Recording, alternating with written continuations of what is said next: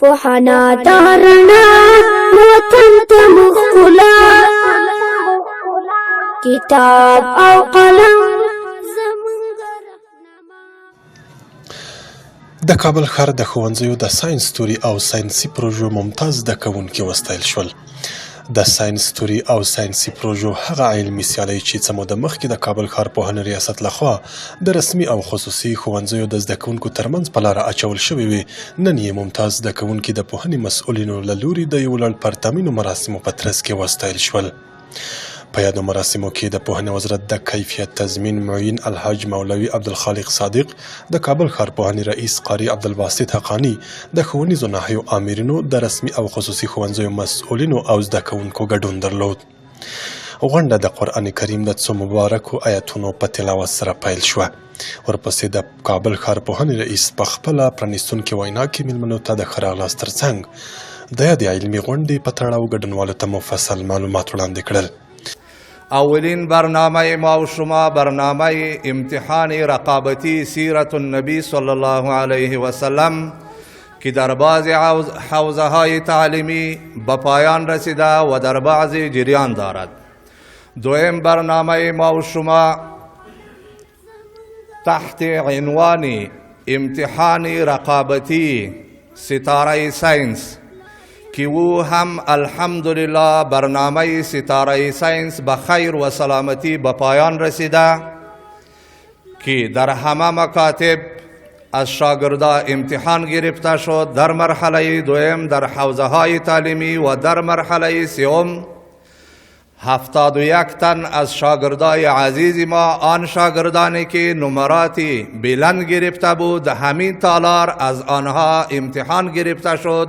امتحان سپری کرد که 4 تن از آن شاگردان که ممتاز است و نمرات بلند گرفته انشالله العزیز امروز برای آنها جوایز توزیع می گردد. برنامه سیوم که امروز بخیر او هم به اختتام می رسد، پروژه های ساینسی که شاگردای عزیز ما و شما کوشش کرده و پروژه ها را ساخته، امروز او را انشالله العزیز از او هم مسئولین بلند رتبه وزارت معارف که اینجا تشریف داره از او دیدن می کند. این هم به پایان می رسد. برنامه چهارم ما و شما که برنامه امتحان رقابتی امارت شناسی است. در یک حوزه ما و شما که حوزه هفتم تعلیمی است، اونجا امتحان گرفته شد که در آن امتحان در حدود 5000 شاگرد اشتراک نموده بود و به شاگردان ممتازشان امتیازات و انعامات و جوایز توزیع گردید. و انشالله العزیز که در دیگر حوزه ها هم کوشش میکنیم که برنامه امارت شناسی را و کتاب های امارت شناسی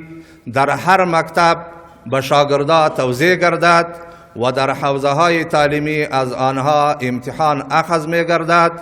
دغه راز د پوهنې رئیس د کیفیت تضمین معین د ساینس توري ګټونکو زده کوونکو ته د مبارکۍ په ترڅ کې زیاته کړه چې د افغانستان اسلامي امارت د پوهنې وزارت په خپل ټول توان سره د پوهنې کیفیت او لا زیات پرمختګ ته ژمن دی. الحمدلله زه بیا هم تاکیدا یو ځل د پوهنې وزارت د معرفي شهر د پوهنې له رئیس چې بیا مننه کوم، له امرینو چې مننه کوم، له دغه د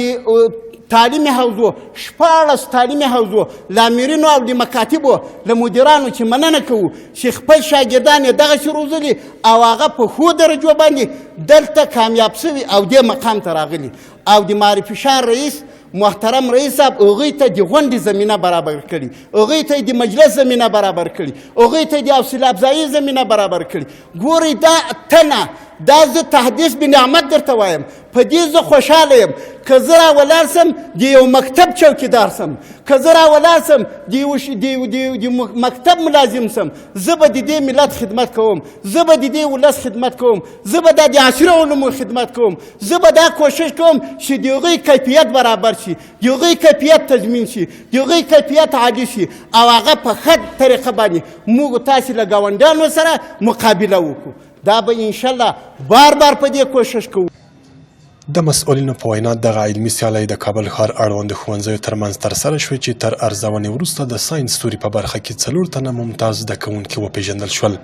او همدارنګه د ساینسي پروژو په برخه کې له هرې ښوونیزې ناحیې څخه د 3 بابا ښوونځیو زده کوونکو عالي مقامونه خپل کړل. یاد مراسم ممتازو زده کوونکو ته د جایزو او ډالیو په ویشلو او دعایې په لوستلو سره پای ته ورسېدل.